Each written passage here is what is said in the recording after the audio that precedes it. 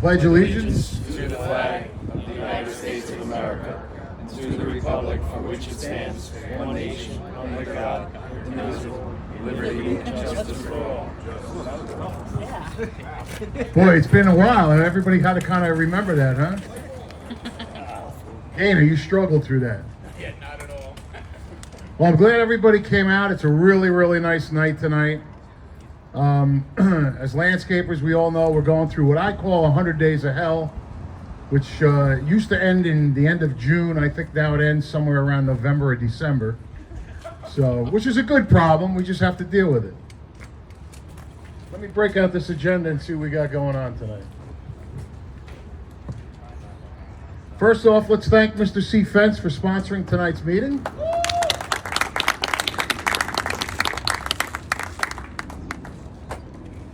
Also, we do our usual. We're going to introduce some of our wonderful staff at the NJLCA. We'll start with our officers. No, we're going to start with Gail Wolcott, our executive director, right here, the camera girl. Then we're going to go all the way to the back to Maria Albuquerque, who's the best in the office right there. Maria, thank you so much. Now we're going to go into some officers and directors. President Rich Goldstein. Yay! Vice President Greg Carpenter. Treasurer Wade Slover, who I don't believe is here tonight. Chairman of the board Justin Flato, right here. Directors we have here tonight, Rich Andrew. Jeff Baker, I don't believe I saw him tonight. Nope. Tommy Barillo, he's still here, right there. Hector Escobar, is he here? I didn't see him either. No. George Fuddenock? Nope. Nope. Scott Hill? Nope. Sean Kukl? Supposed to be. Okay, maybe he's stuck in traffic. Joe Bolognese, all the way in the back. David Gaynor, I just saw him. I don't know where he ran to. Right there. Ron, I never say your last name right. Help me out. Any way you want to say it. Legwater, Leakwater, it's the same thing. All right, Legwater. There you go. There's Ron, right in the back there. And Adam Reesboard. Where's Adam? He's Right somewhere. there. There he is. Riceboard. However, I don't get anybody's name right. Legwater. Shouldn't the I be before the E if it's Riceboard? It's Russian things. Okay, advisors, who I don't believe we have anybody here tonight, would be Dr. Steve Fisher and Dr. Jim Murphy. Nope. Again, as always, meetings are always open to your employees, so please invite them to these meetings. Food's good, they can learn some things, interact with other people. Let's walk around or go around the room right now for associates to kind of introduce themselves. We can start at this table. David, you want to speak on behalf of Middleton? David Gaynor, Middleton and Company. We run the insurance program for the landscape contractors. Cyber liability insurance is something you need to ask your agents about. It is something that is affecting you, everybody in this day and age. So as your agent, it's an inexpensive coverage with a lot of benefit. Obviously, if you have any questions, ask me, Richard, or your agent. Thanks, David. Anyone else at this table? Any associate members at this table? Nope. Nope. Well, you're going to talk anyway, but if you want to talk now too, you can. No, Let's go over there. Charlie. Charlie over like French Truck Center. Guys, trucks are starting to come in light duty trucks and some of the manufacturers, GMC is, but your medium and heavy duty trucks are next year. So I say buy a truck. You just won't see it. what about the one we bought last year? Next year.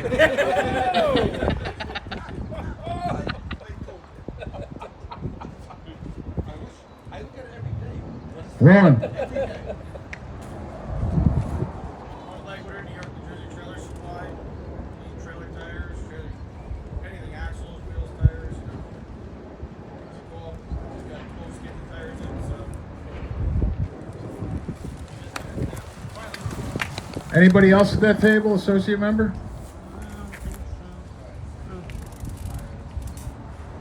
Hey everyone, Mike Molina, my first meeting, so pray to remember. We did the market outreach strategy for trade businesses, landscapers, remodelers, and stuff like that. Again, thanks for having me. Okay, thank you. Are there any other associate members here tonight who has not spoken? Okay, great. We always encourage everybody to do business with our associate members, and we thank you guys for being members.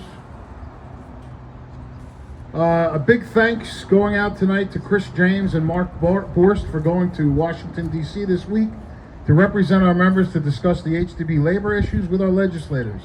Thank you very much, guys. Okay, as everybody's been hearing, this has been going on for a while, the Dirty Dirt Law update that we have. We have had legislation introduced that delays the requirement to apply for the A901 license, but everybody who moves soil must fill out a simple registration form by July 14th. Gail has copies here tonight if you need them. She probably could email you the link as well. Yep. So if you need to get this, if you move soil in your business, you've got until July 14th to fill this form out. Make sure you do it. On September 28th and 29th, we are holding the NGIS show in Lambertville. We're really hoping to get a better turnout than last year. This year at the show, we moved it during the week instead of the weekend because that was a lot of what we heard as feedback from our vendors. They would prefer it during the week. Also, some of the attendees said it would be better during the week, so we're going to give it a shot during the week this time around. We're hoping to have a great turnout. The demo field is a great demo field there. We're hoping to do a lot more digging and sampling of the equipment out there. So, guys, we need your support. I know it's a little bit of a drive, but it's well worth the drive. So it's a very nice site, and the more support we have from within, the better it's going to be. On October 11th, we'll be holding the annual Golf Classic at Crystal Springs this year with a special guest. Guess who? Kelsey Grammer. So Kelsey's probably going to come around with his beer, I guess. Yes. Right? So So you'll have Kelsey Grammer and you'll have beer and golf. Sounds like a good plan. If any members are interested in a specific topic for future membership meetings, let Gail know what these topics are that you're interested in hearing at these meetings. We want to make sure that these meetings are current and relevant to your needs. And part of that is when the members get involved and get back to the board and our executive director and let them know, hey, I got this great idea. I'm thinking that this might be good for a member meeting. Do you think we could look into it? And Gail certainly will take the time to look into getting a speaker. Maybe one of us can do a speaking on that particular topic, or one of our members can do a speech on the topic. So it depends on what the topic is, but by all means, give your input back to the board and to our executive director, and hopefully we can address some of the issues that everybody's interested in hearing. Just lost power, huh? There we go.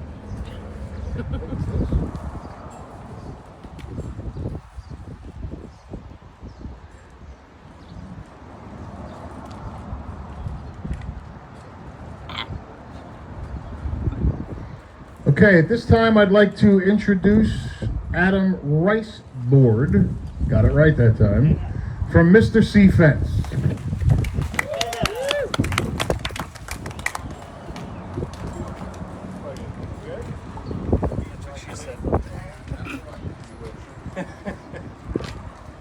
Hey, thanks everybody for coming out.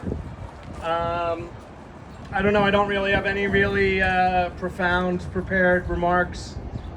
Everybody's asking how business is.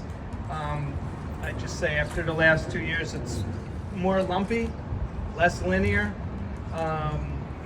We're starting to see some people push back. We keep raising our fuel, our delivery charge to compensate for fuel. Starting to see a little bit of pushback for that, but I'd say overall, sorry.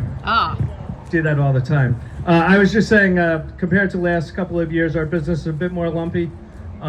We were on allocation for the last 2 years, so we knew what we were going to sell, and we knew we weren't working on Saturday, etc. It's the exact opposite this year. We went from no supply to oversupply, and we're just starting to see some pushback in terms of fuel and what we're charging for deliveries.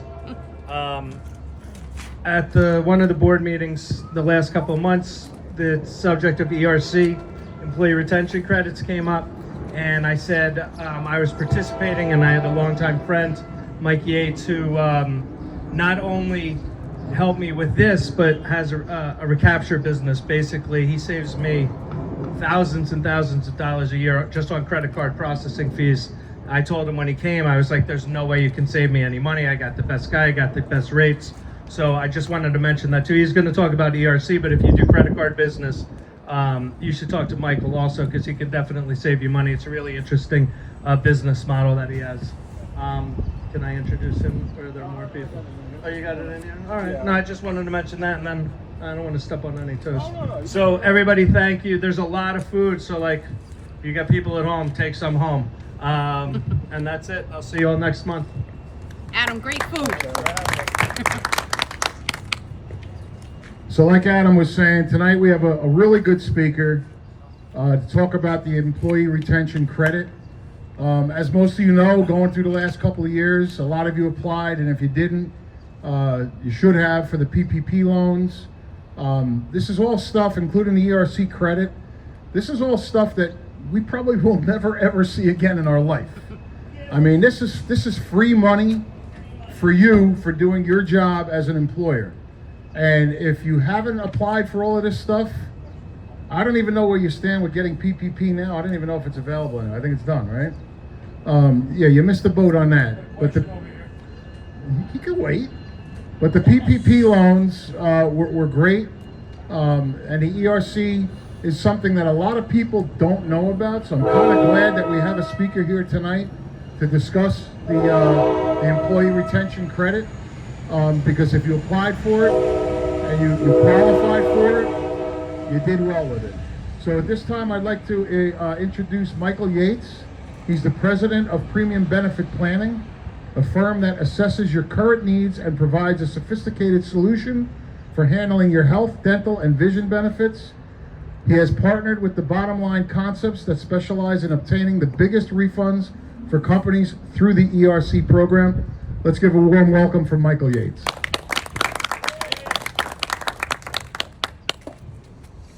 Thanks, everybody. All right, so my name's Michael Yates. Just curious, how many of you even know about the ERC program, and how many of you have actually applied already? All right, so we're somewhere in the middle. So one thing I want to correct them on is you don't qualify for this. It's just a matter of when you get the money. Unlike PPP, where you have to go through a whole... That better? Oh, yeah. Oh, there you go. Yeah, no problem. Let me take a step back. So in March of 2020, the CARES Act came out. Part of the CARES Act was the PPP, which you all know about. At the same time, though, ERC was available. Everybody chose the PPP because it was more money up front and it was quicker to get it. But you had to apply for it. The ERC program is not something you have to apply for. It is simply something you actually just submit for. So what happened was, it was an either or situation at the time of March of 2020. Fast forward, Biden comes into office, he realizes that there are a lot of money still sitting in this CARES Act repository, and they changed the rules around eligibility. So the first thing they did was they went from 100 employees to 500 employees. The second thing they did was they said it's not just based upon revenue decline anymore, which is the way it was in 2020. So if you had a revenue decline of 50% from 20 to 19, you automatically were eligible for the money. And in 21, if you were 20% below 19, you were eligible. But the way that 90% of our clients are actually meeting the requirements now is based upon, hold on a second, that's just a truck. That's a train, anyway.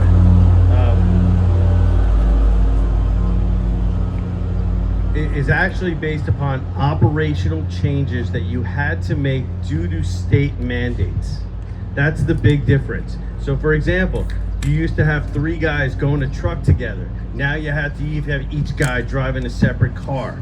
supply chain management issues. Nothing to do with you, but things that occurred. These are all issues that occurred in your business that make you eligible.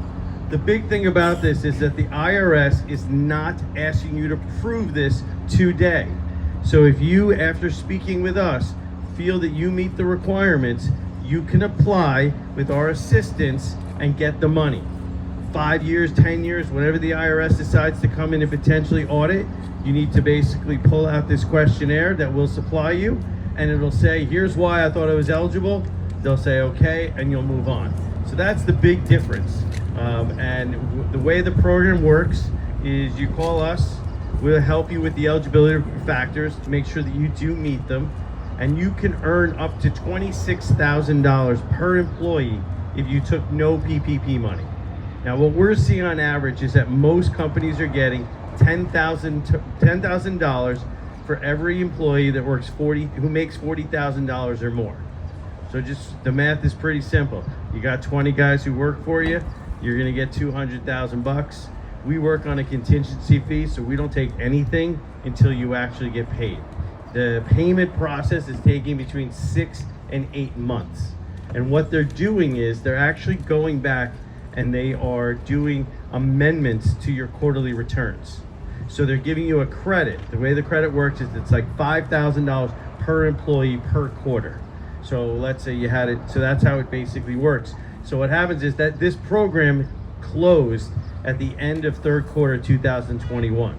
So instead of applying the money towards your payroll throughout those 6 quarters, now you're able to get one big lump sum at this point.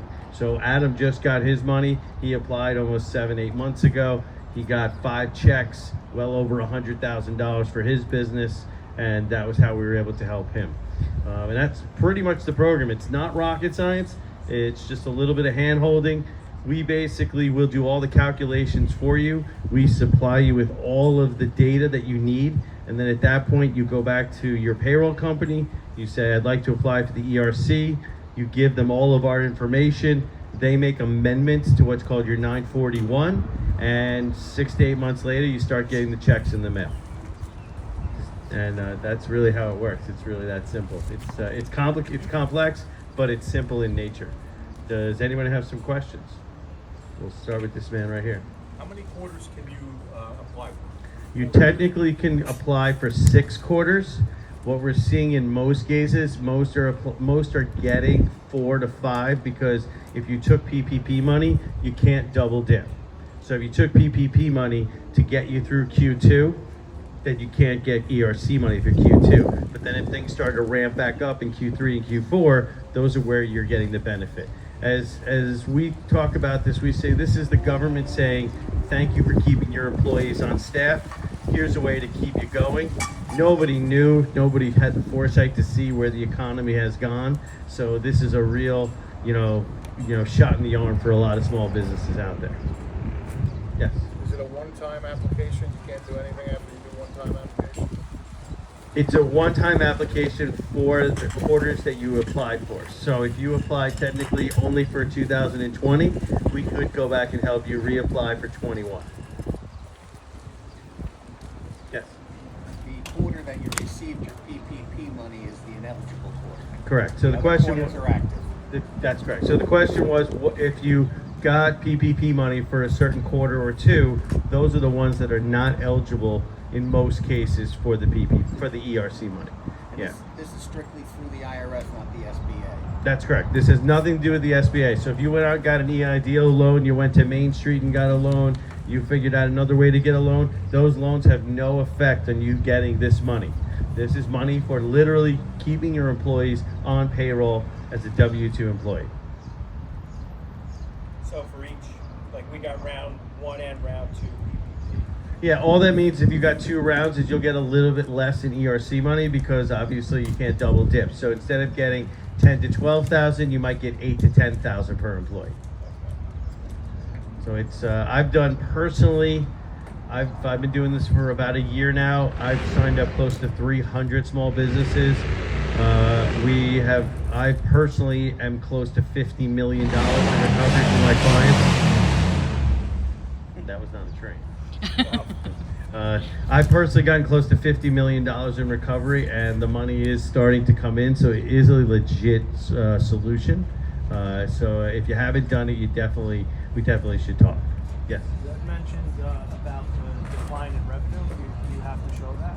No, you do. You don't have to show a decline in revenue at this time.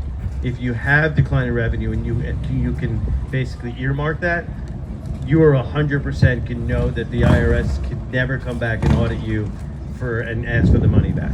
That's it. So if you have the revenue decline and can show that, you are black and white 100% never going to have to give the money back if you get audited. If you go with the eligibility requirements, you just got to make sure, and we will help you with this, that you can meet those requirements comfortably. You want to be able to say yes multiple times to the different questions that the IRS puts out there, and if you can, then I would say go get the money. If you can't, then it's on your head, and we're not going to get involved. You mentioned that the revenue decline was a comparison in both years for 2019. Yes, it's against 2019 numbers. So for 2020, it's a 50% decline, and in 2021, it's a 20% decline. Yes? Obviously, if you had an increase in revenue. Good question. So I've had this a lot. You can have an increase in revenue, you can have an increase in employees, and you could still have to do major operational changes to be successful. Even though you pivoted, you are still eligible for that money. A perfect example would be a restaurant. We've all know restaurants, right? They shut down. You can only have 5% inside. But they all built these huge structures outside. They took all the wait staff and they turned them into delivery people, and they turned out they made more money than they ever did before. They are still 100% eligible for that money because of all the other reasons. And that's the one big thing that as I said, Biden really changed with besides the and/or, that was the other big thing that they changed. You said in 2021 that was a 20% or 25%? Correct, 20% differential from 19. And I would say right now we're probably averaging 80 to 90% are happening more because of the operational changes of the business than it is on the revenue decline. The revenue decline, guys, they went out right away. When everything changed in 21, that's when we started seeing all these other businesses pop up.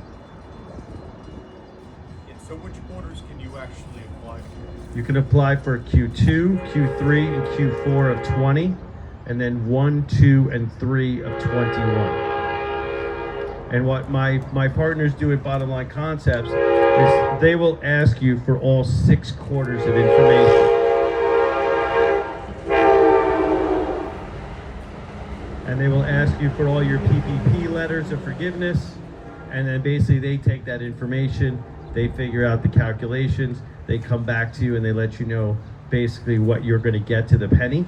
And then what we have started to see is, and this was something that new that popped up about 2 months ago, in the IRS language, it actually says that for any money that's owed to you by the government, they have to pay you interest. So you're now getting interest on those 6 quarters. So we have people who are getting 100 grand, now they're getting 110 for no reason at all. So it's kind of a nice little benefit as well. So it's been great. It's a very rewarding program. Personally, I've been in sales for 25 years. It's the first time in my life where I can honestly say nobody loses, right? You guys are winning because you're getting money that you never expected. My partners are winning because they made the investment to put together the program. I'm winning because I make a couple shekels on the background as well. So it doesn't usually happen like that, where everybody can win and walk away with a smile, but it has. Yes? Is it a flat fee for everybody, what they pay to your company? Yes, so we do a flat fee of 20%. So it's an 80-20 split. It is done on contingency, so we don't see any money until you see your money. So it makes it a lot less painful to write the check. If a PPP loan ends on, say, the period ends on 7/31, you can do the rest of that quarter, am I correct? Yes, because that's why we asked for the payroll information. So we would go month to month basically on the calculations.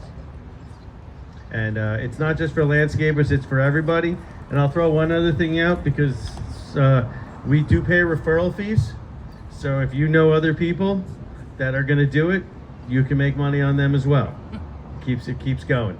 It only goes one level. It's not a pyramid scheme, but they do want everybody to keep spreading the word about this thing. And it's been a lot of fun. It's been very eye-opening. For me, for the past 18 years, I've been a health insurance broker. About 5 years ago, I got into the cost reduction space, and this ERC thing has opened up more doors than would never have opened. And if I called up and said, hey, you want to do health insurance? They hang up. Hey, you want some money on ERC? Sure. And then all of a sudden it's like, wait, you got me 500 grand? Okay, let's talk about benefits now. So it's opened up my business from that perspective. And the last thing I'll just bring up, not about ERC, but Adam mentioned about credit cards. I'm sure most of you allow your customers to pay with credit card. On April 23rd, you maybe haven't even noticed it yet, MasterCard Visa hit everyone with one of the largest increases on processing fees in the past 10 years. On top of that, what we're finding as a firm, my other partners at Merchant Advocate are an audit firm. What they're finding is that a lot of the processors who basically, do all the interchange information, they're adding in their own fees on top of the MasterCard Visa, charges. So if you haven't looked at your May or June statement yet, please take a look at it because it's probably a lot higher than you're expecting.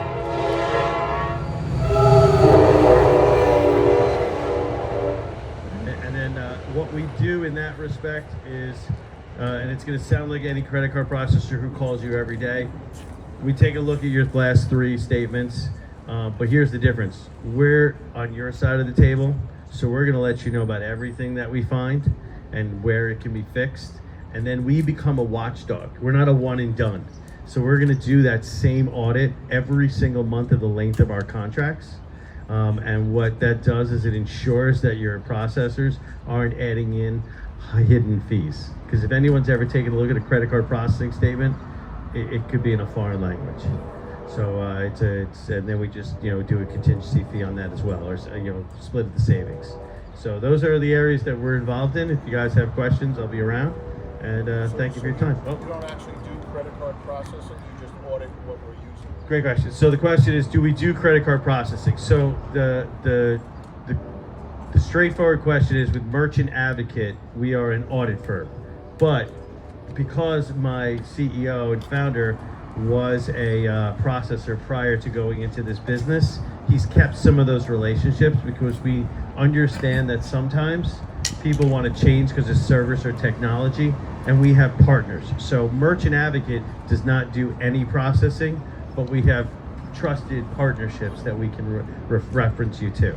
And if any of you are looking into possibly doing cash discounting, where you're going to pass the fee for your employees, for your customers onto them, let us know. We have a good partner who does that as well. And more blue collar fast food restaurants are moving in that direction, because if you have a $50 bill and you add in 3%, it's $1.50 to a customer. They don't care. But to you guys, when you're doing thousands and thousands of dollars, that fee starts to add up very quickly. So it's the trend that is now starting to really move forward. And we partner with a company called No Zero Fees that gives your customer a lower fee, but takes it out of your pocket as well. The ERC, is there a deadline for filing? Great question. So the question was, is there a deadline for the ERC? So the way the IRS writ the code, and this had nothing to do with ERC, was that you have up to 3 years from your filed 941 to go back and actually make an amended return. So in a sense, if you think about it, if you want to get all 6 quarters, you got about a year. If you're looking at 5 or 4 quarters, you got about a year and a half left. So we figure we've got a ramp of about 2 years left of being able to still get companies significant money, because we're starting to talk to companies 300-400 employees. So they weren't eligible for 2020, but they're eligible for 2021. And those are the companies that still can go out all the way to 24. Sure. Anybody else? All right. Well, thank you very much. I appreciate your time, and thank you for having me today. Thank you.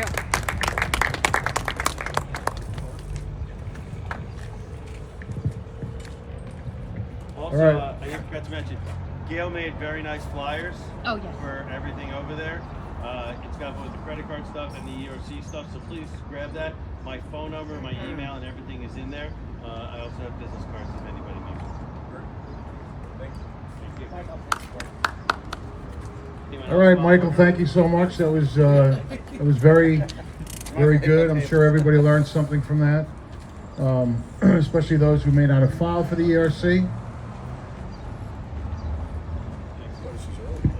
Yeah. All right, now, because it's so early, I think we're going to play some music and everybody could just dance. What do you think? Only if it's a tango. Don't tempt them. Don't tempt them. Wait, we got a disco light over here. We do. I thought you were gonna do karaoke. No karaoke tonight. All right, well, I mean, I guess we could all probably wrap this up a little earlier tonight and get home at a decent hour, right? Ron wants to watch the Rangers game. Yeah, so listen, real quick, want to give a special thanks to Adam Riceport and his staff and Michael Yates